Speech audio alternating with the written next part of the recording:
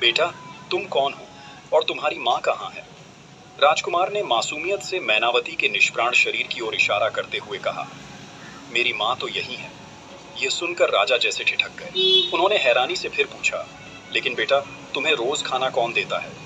राजकुमार बिना झिझक बोला, मेरी माँ ही मुझे रोज खाना खिलाती है। राजा सन्न रह गए। उन्होंने मैनावती के शरीर की ओर देखा, जो आज भी वैसे ही निष्प्रभ, शांत और निष्क्रिय पड़ा था। उन्होंने फिर धीरे से पूछा, तुम्हारी माँ, ये मैनावती, ये तो कभी हिलती भी नहीं। ये तुम्हें खाना कैसे देती है? राजकुमार बड़े विश्वास से बोला, मेरी माँ रोज रात को जागती है और मुझे खाना खिलाती और ढेर सारा प्रेम करती है, और फिर सुबह होने से पहले मेरी माँ वापस सो जाती है। ये सुनकर राजा के रोंगटे खड़े हो गए। राजा ने थोड़ी देर रुक कर पूछा, बेटा, आज जब तुम्हारी माँ रात को जागेगी तो उनसे जरूर पूछना कि वह दिन भर सोई रहती है और सिर्फ रात में ही क्यों जागती है। राजकुमार भोलेपन से बोला, ठीक है हे महाराज, मैं आज रात उनसे यह बात जरूर पूछूंगा। यह कहकर वह धीरे धीरे आंखें मूंदकर राजा की गोद में ही सो गया। राजा ने उसे प्यार से मैनावती के पास सुला दिया और भारी मन लेकर महल से बाहर निकल गए। सच यह था, मैनावती का प्राण उस मोतियों की माला में बसा था जिसे राजेश्वरी ने चुरा लिया था। वह दिन में वह माला अपने गले में पहने रहती थी, जिससे मैनावती का शरीर निष्प्राण हो जाता, लेकिन रात को सोने से पहले राजेश्वरी उसे उतार कर रख देती और उसी क्षण मैनावती के शरीर में फिर से प्राण लौट आते। उस रात जब मैनावती जागी और अपने पुत्र को स्नेहपूर्वक भोजन करा रही थी, तभी राजकुमार ने कहा, माँ, मेरा पेट भरा हुआ है, मैं अब खाना नहीं खाऊंगा। मैनावती ने स्नेह से पूछा, बेटा, आजकल तुम ढंग से क्यों नहीं खा रहे हो? राजकुमार मुस्कुराकर बोला, माँ, मैं खाना खा चुका हूँ। दिन में राजा साहब आते हैं, वो मेरे साथ खेलते हैं और मुझे खाना भी खिलाते हैं और फिर चले जाते हैं। मैनावती क्षण भर को चौंक गई। फिर वह शांत स्वर में बोली, अच्छा बेटा, और उन्होंने क्या कहा? राजकुमार बोला, उन्होंने कहा कि जब तुम्हारी माँ रात को जागे तो उनसे पूछना कि तुम दिन भर क्यों सोती हो और सिर्फ रात में ही क्यों जागती हो। मैनावती कुछ क्षण मौन रही, फिर धीरे से मुस्कुराई। उसने सोचा, अब समय आ गया है राजा को सारी सच्चाई बताने का। उस रात जब मैनावती अपने बेटे को सुला रही थी, उसने धीरे से कहा, सुनो बेटा, कल जब राजा साहब आए तो उनसे एक बात जरूर कहना कि बड़ी रानी के गले में जो चमकदार मोतियों की माला है, उसी में मेरी प्राण बसी हुई है। दिन भर जब वह रानी उस माला को पहने रहती है, तब मैं निस्पंद पड़ी रहती हूँ, और जैसे ही वह रात में उसे उतारती है, मेरे शरीर में फिर से प्राण आ जाता है। राजकुमार सब कुछ ध्यान से सुनता रहा। अगले दिन रोज की तरह राजा वीर प्रताप महल आए। जैसे ही उन्होंने राजकुमार को गोद में लिया, वह बोला, हे महाराज, मेरी माँ ने कहा है कि बड़ी रानी के गले में जो माला है, उसी में उनकी जान बसी है। अगर वह माला मुझे मिल जाए तो मेरी माँ फिर से जीवित हो सकती है। यह सुनकर राजा का दिल कांप उठा। उन्हें समझ आ गया कि मैनावती की यह हालत राजेश्वरी की ईर्ष्या और षड्यंत्र का नतीजा है। अब सबसे जरूरी था उस माला को किसी भी तरह से वापस लेना। राजा ने एक योजना बनाई और उसी दिन बड़ी रानी के कक्ष में पहुंचे। उन्होंने सहज भाव से पूछा, महारानी, यह जो भारी सी मोतियों की माला आपने पहनी है, यह आप हमेशा क्यों पहनती हैं? इसे उतार दीजिए, बहुत बोझिल लग रही है। राजेश्वरी ने झट से कहा, नहीं महाराज, यह माला मेरी माँ की आखिरी निशानी है, मैं इसे कभी नहीं उतार सकती। राजा ने जब देखा कि बड़ी रानी राजेश्वरी माला उतारने को बिल्कुल तैयार नहीं है, तो उन्होंने मन ही मन ठान लिया, अब इसे लेने के लिए सीधी राह नहीं, बल्कि बुद्धि से काम लेना होगा। गंभीरता और सहानुभूति का भाव था। वे बोले, रानी, मेरा एक परम मित्र है, उसका एक छोटा सा राजकुमार है। दुर्भाग्यवश उस राजकुमार की माँ अब इस दुनिया में नहीं रही। मेरा मित्र बेहद दुखी रहता है और अकेले उस राजकुमार की देखभाल नहीं कर पा रहे हैं। मैं उसकी मदद करना चाहता हूँ। अगर आपकी अनुमति हो तो क्या मैं उस छोटे से राजकुमार को कुछ दिनों के लिए महल में ला सकता हूँ? क्या आप उसका लालन पालन कर सकेंगी? राजेश्वरी के चेहरे पर हल्की मुस्कान फैल गई। वह बोली, हाँ महाराज, क्यों नहीं, आप उस राजकुमार को जरूर ले आइए। हमारे कोई संतान तो है नहीं, मुझे उसका ध्यान रखकर अच्छा ही लगेगा। फिर अगले दिन जब राजा मैनावती के महल में जाते हैं, तब वह अपने पुत्र छोटे राजकुमार से कहते हैं, बेटा, जैसा मैं कह रहा हूँ ठीक वैसा ही करना। जब बड़ी रानी तुम्हें गोद में ले तो उनके गले में जो मोतियों की माला है उसे पकड़कर जोर जोर से रोना शुरू कर देना और कहना कि मुझे इस माला के साथ थोड़ा खेलना है। तब तक रोते रहना जब तक वह माला उतार कर तुम्हें न दे दे। राजकुमार ने आत्मविश्वास से सिर हिलाया और बोला, मैं समझ गया है महाराज, मैं बिल्कुल वैसा ही करूंगा जैसा आपने कहा है। जब राजकुमार और राजा महल में पहुंचते हैं तब सभी लोग उस छोटे राजकुमार को बेहद स्नेह करने लगते हैं।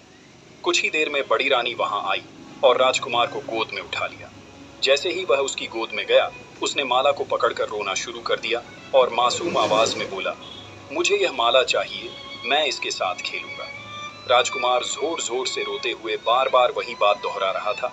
बड़ी रानी परेशान होकर बोली, नहीं राजकुमार, ये माला कोई खेलने की चीज नहीं है, चलो मैं तुम्हारे लिए दूसरे खिलौने लेकर आती हूँ।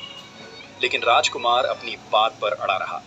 उसकी मासूम आंखों से आंसू बह रहे थे और वह उतनी ही जिद के साथ चिल्ला रहा था, मुझे यही माला चाहिए। उसके रोने की आवाज पूरे महल में गूंजने लगी। एक एक कर सभी सेवक, दास दासियां और महल के लोग वहां जमा हो गए। हर कोई उसे चुप कराने की कोशिश करने लगा।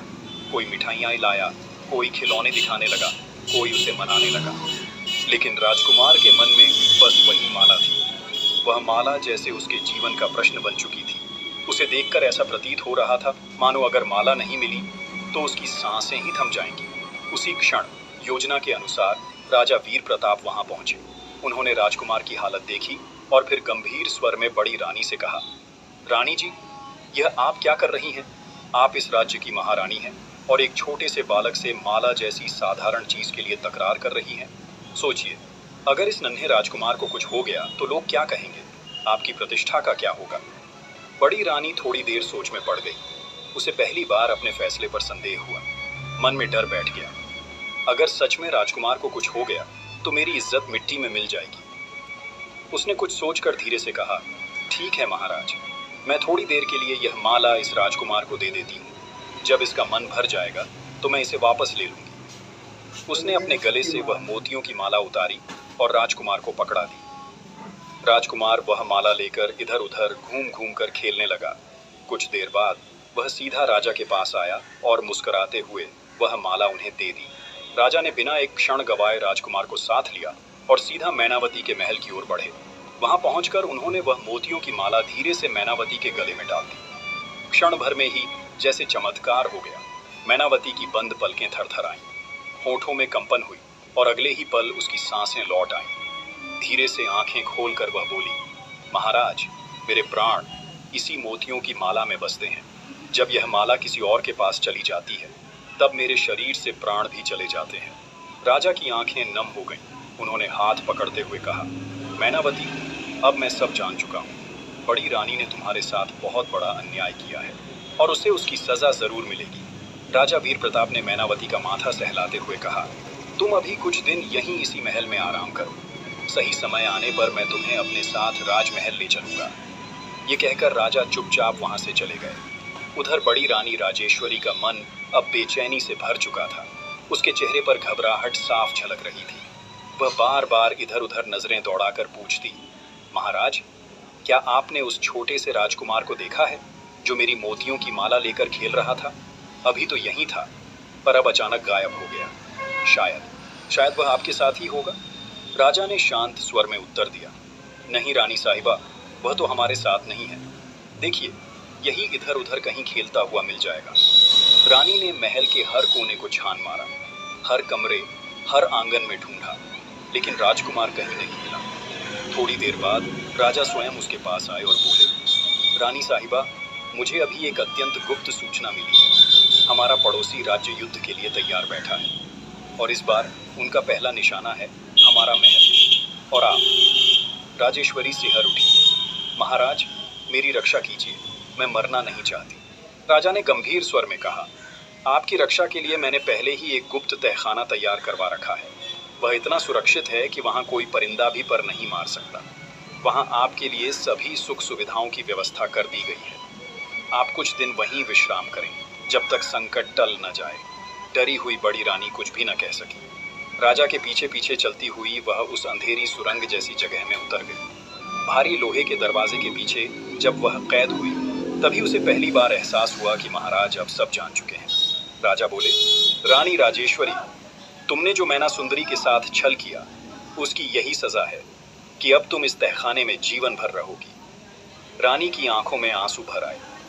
वह जमीन पर गिर पड़ी। महाराज, कृपा कीजिए, मैं ऐसा फिर कभी नहीं करूंगी। एक बार माफ कर दीजिए।